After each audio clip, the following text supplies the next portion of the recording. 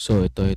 Dito tayo sa ating next discussion or next additional material for Accounting for Special Transactions, BAPE6. So, ang topic natin ngayon is yung joint arrangement. Ito yung answer sa quizignment natin. So, anyways, let's proceed para tapos na.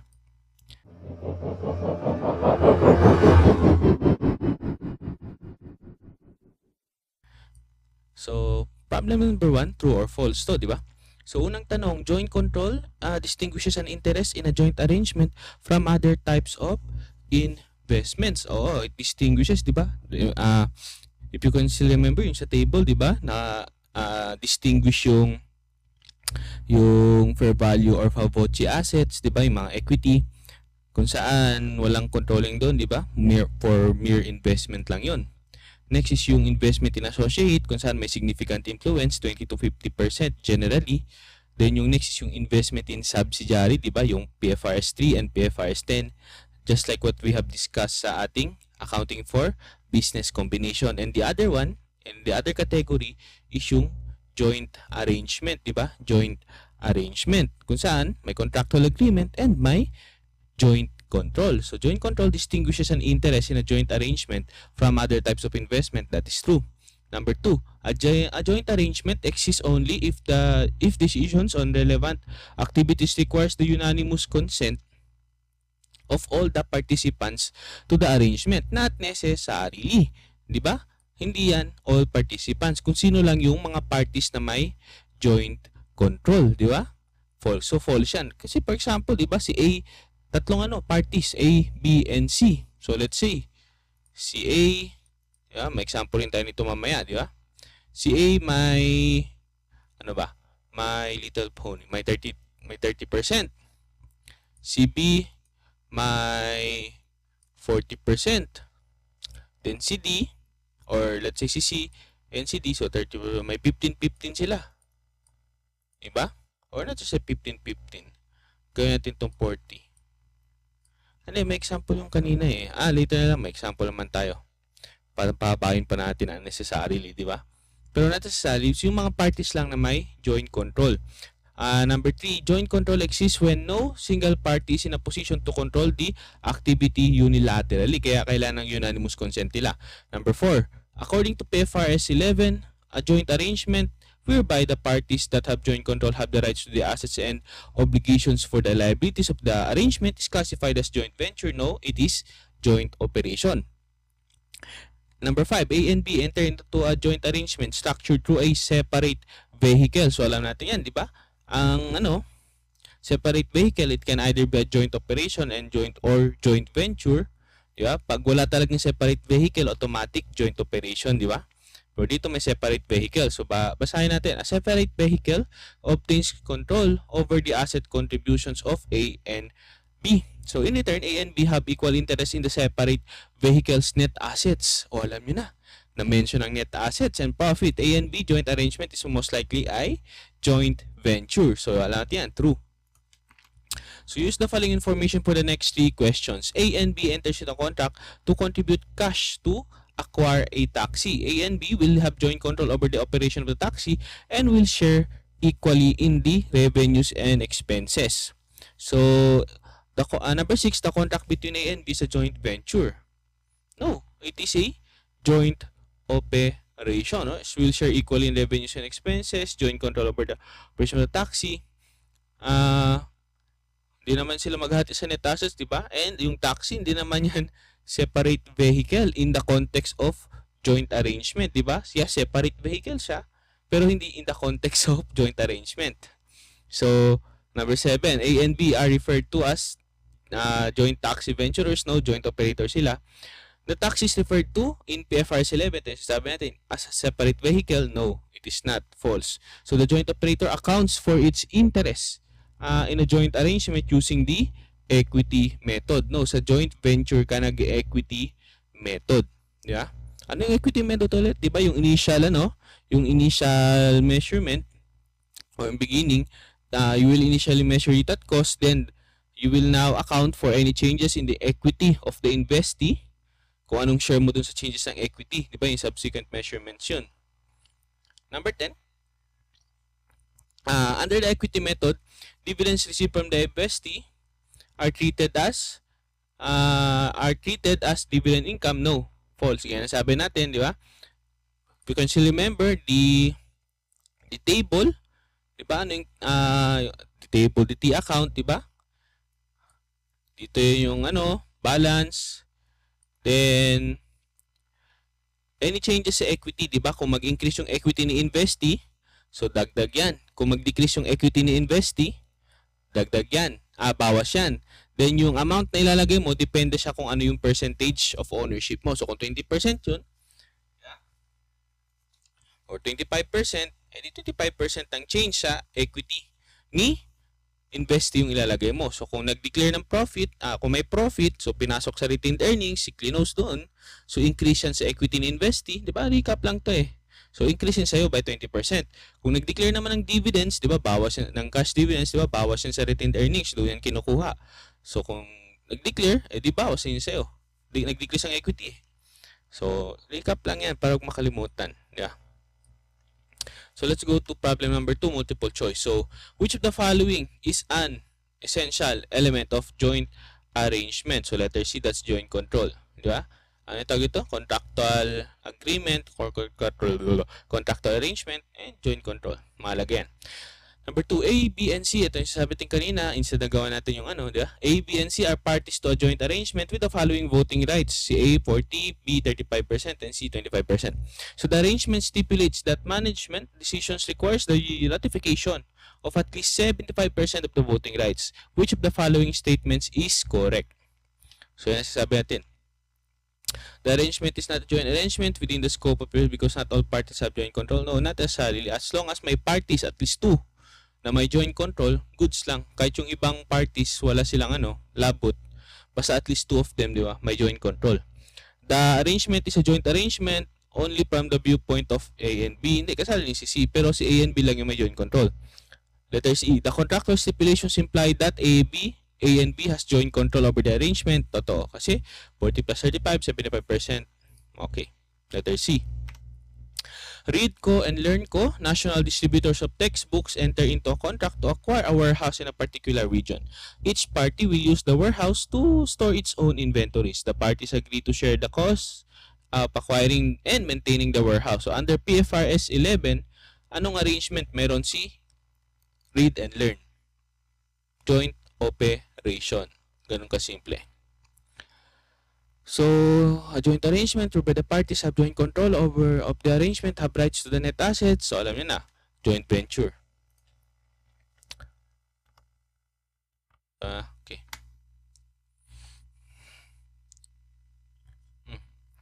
So, a party, number 5, a party that has joint control of a joint operation o operation sa joint operator, letter D. In a financial statements that are not separate financial FS, how should a joint venturer account for its interest in a joint arrangement? So joint venture yan, alam natin ginagamit yan, di ba? Equity method. Similar sa ginagamit natin sa investment in associates. So ito, letter D, equity method. Number 7, when there are no separate books maintained for a joint operation, the joint operations transactions may be summarized in a management account called joint operation. So with that said, yung unsold inventory saan nilalagay? Which side of the joint operation? T account, di ba? Balikan niyo yung PowerPoint, yung lesson. Nakalagay naman doon, madali na lang. Letter B, credit side. So 8, on settlement, Brownco, a joint operator, had a credit balance in its joint operation account representing only its own transactions with the joint operation as well as those it has made on behalf of the joint operation. Which of the following statement is most likely to be correct? So the joint operations earned profit, joint operations incurred loss, the Brownco may need to make cash payments to the other joint operators. Let the Brownco receive cash from the sa natin to si letter C.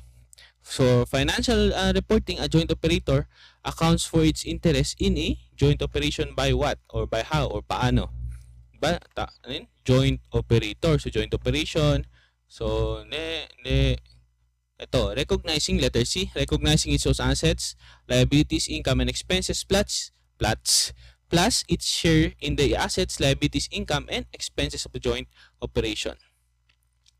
Lastly, number 10, an entity that acquires interest in a joint operation whose activity constitutes a business shall account for its share as a business combination. That is under PFRST na, di ba? PFRST na yan. So ito, computation tayo. Problem 4, multiple choice.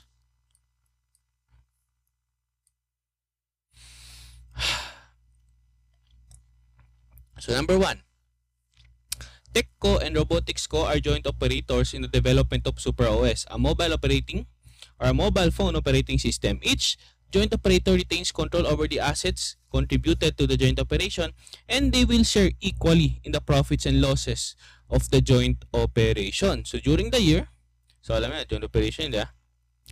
During the year, TechCo earns revenue of 1 million from its own operations. So sales of SuperOS amounted to 400,000. So how much total revenue daw shall be reported in TechCo's statement of P&L for the year? Di ba simpleng, ay, paano yun? Saan nangyari dun?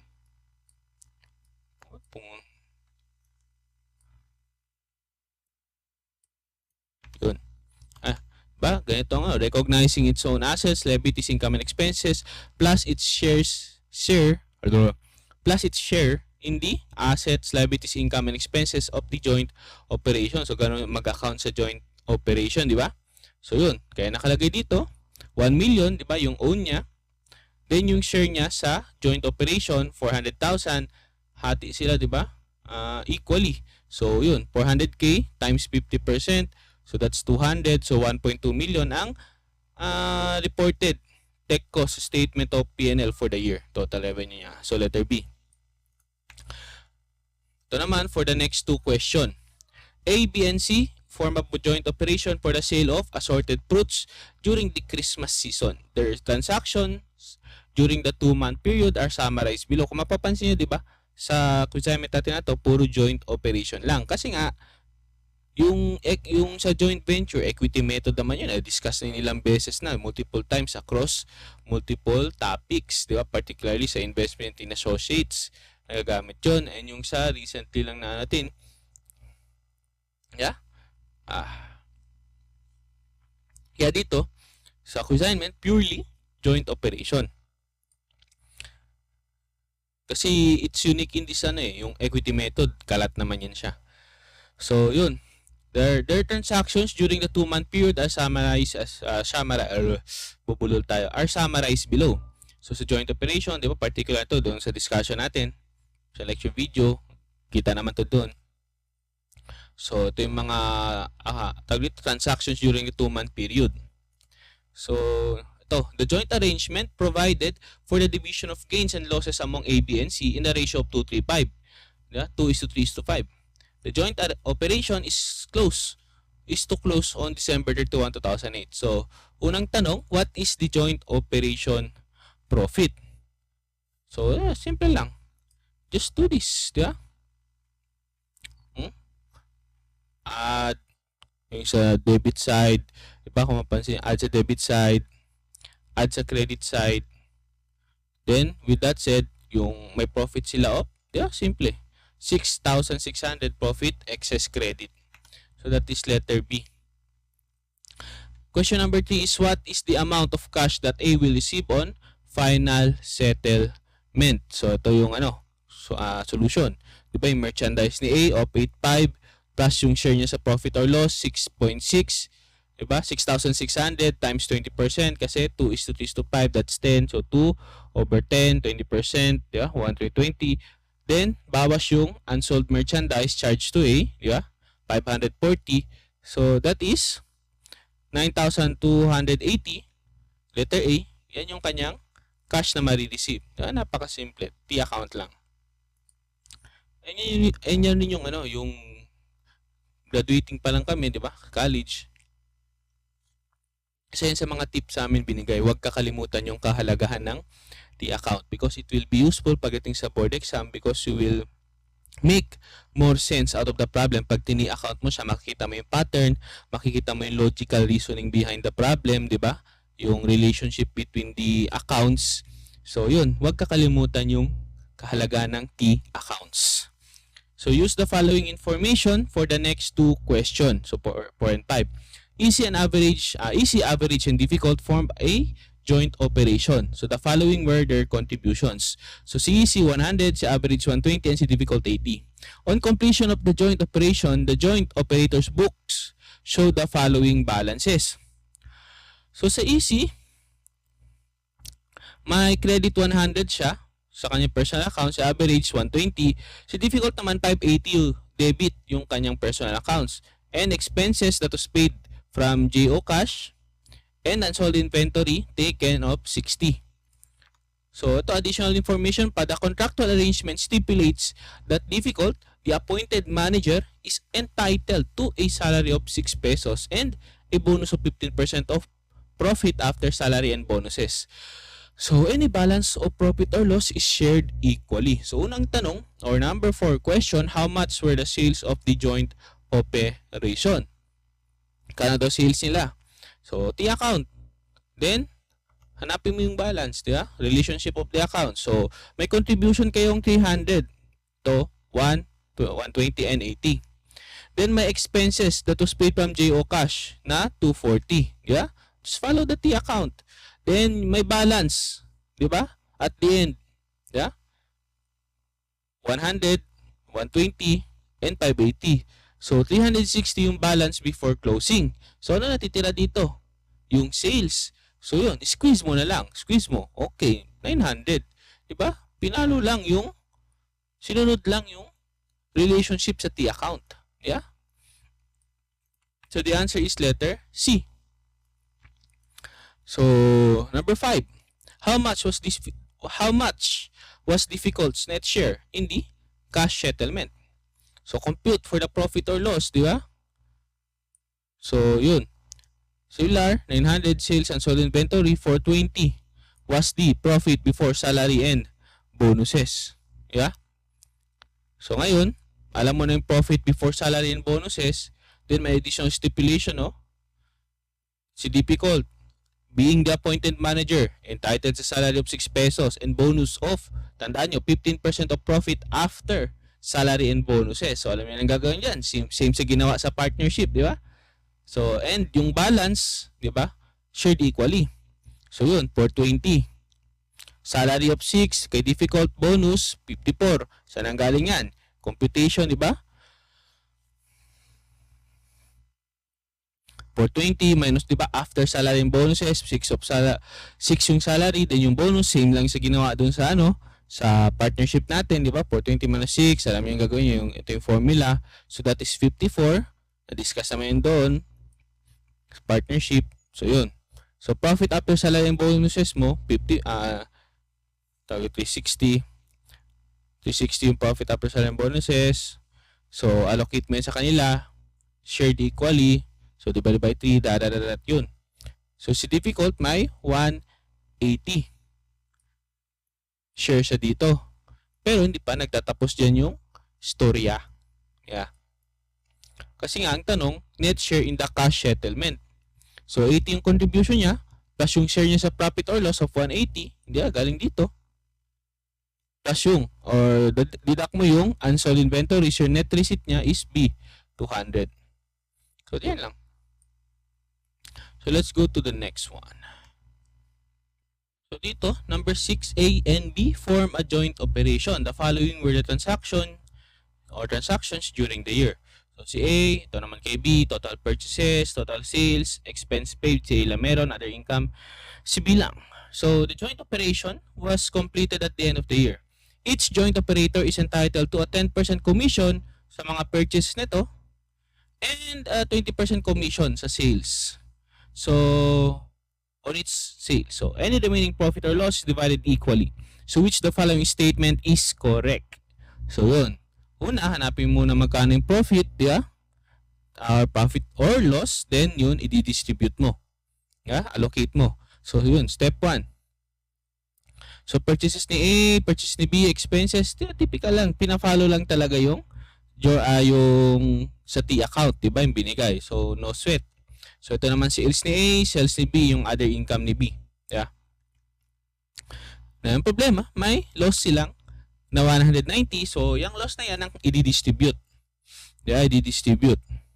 So, allocate natin 190. Now, take note, may 10% commission sila sa purchases and 20% commission sa sale. So, since commission yan, hindi yan bonus, so required yan na i-distribute.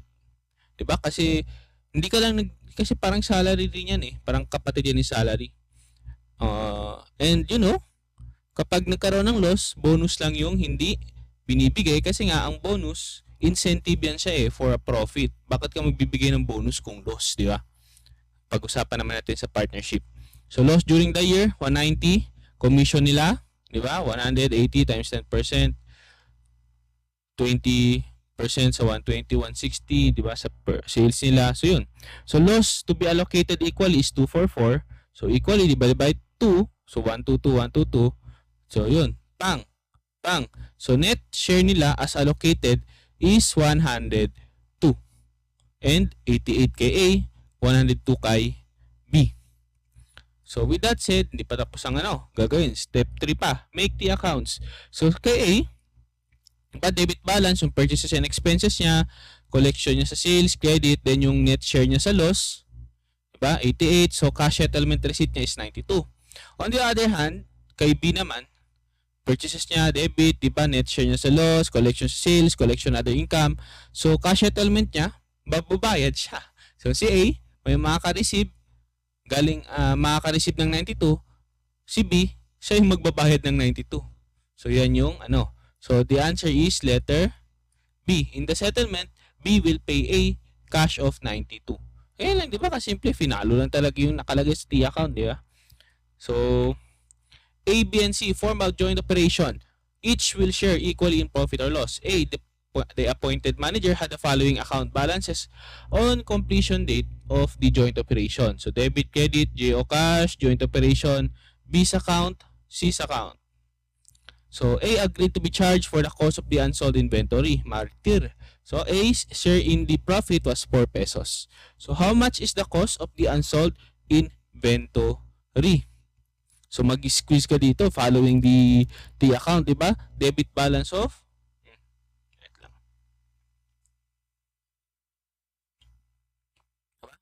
debit balance of 5. Galing yan. Then, yung profit is Saan tayo dito? Profit, credit balance 4 times 3. Kasi nga, share sila equally, di ba? So, kung share sila equally, 3 times 4, share ni A kasi is 4. So, alam natin na 12 yung total profit. So, yun. Squeeze mo na lang. 17 yung unsold merchandise. So, letter D. Number 8 naman, A, B, and C form a joint operation. At year end, A's book show the following balances. So, joint operation cash, debit 20, receivable from B, 15, debit payable to C, credit 22. The cost of unsold inventory is 18. So, the joint operations profit is 11 peso. So, total na yan. What is the balance of the joint operation account before distribution of profit? So, following the same T account ulit, di ba? Profit, 11. Unsold merchandise, given, credit. So, debit balance, 7. Squeeze, letter A. Number 9.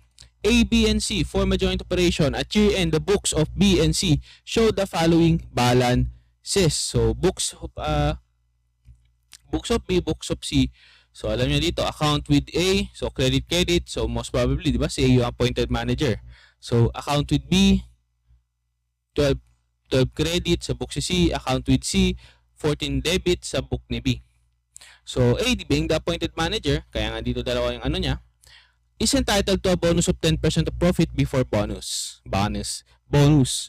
So, any remaining profit or loss is divided equally. In the settlement, A was charged 22 pesos for the unsold inventory. So, in the settlement, alin dyan yung mangyayari? So, doing the same thing, doing the same step, di ba? So, yun. Account with A, So, yun. Debit side, credit side. Account with A, di ba? So, 4. Account with B, 12. Account with C, 14. Yeah? So, 22 yung unsold merchandise. Doing the same thing. Profit natin is 20.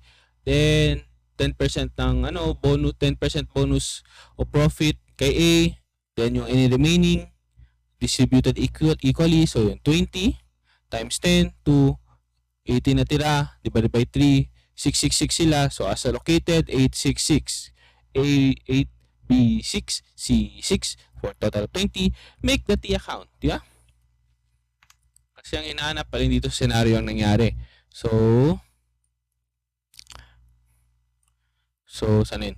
Make the accounts, joint operation dash A, payable to A4, profit or loss share niya 8, unsold inventory sa kanya kasi nagpaka-martyr kasi sa 7, nagpaka-martyr.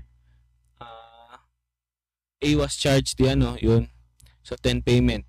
Ito naman kay B, doing the same thing, C doing the same thing. So, alin yung nangyari?